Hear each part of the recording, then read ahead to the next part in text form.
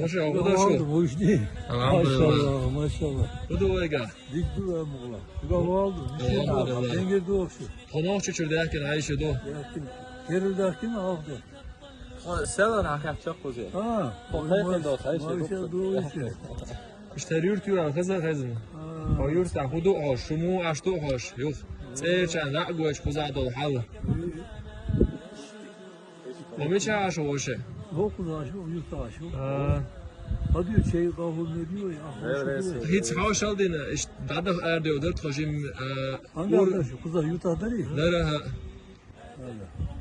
Yok tayfanı o şey. Mozur koy yok. Mazur. Semuya hoşe. Duran yok. Duran. Ha.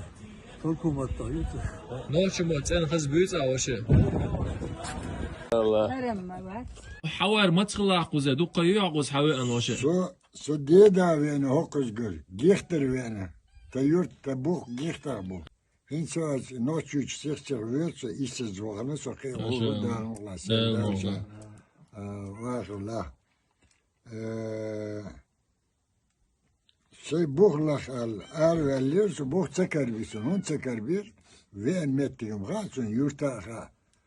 ما شاء الله موت بيتزا بنا وش موت لر بنا. Mot muğlar binalça. İnç kigi beriş madırtı ara lozur beriş.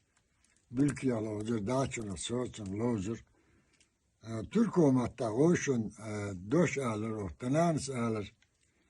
Türk olmak biz amur doş, kuyur doş şey noç olmak biz oraya doğdur. Çigi salat iş tanans o çoğa Türk olmak seviyor. Türk olmak deha miro iş kolu dert. Vecerşine, yiyeceğine, masana sen noktu asma büyütür. Dukçaka sebis bin o. Kuzgayı mot bis biniş dukmuğun mu?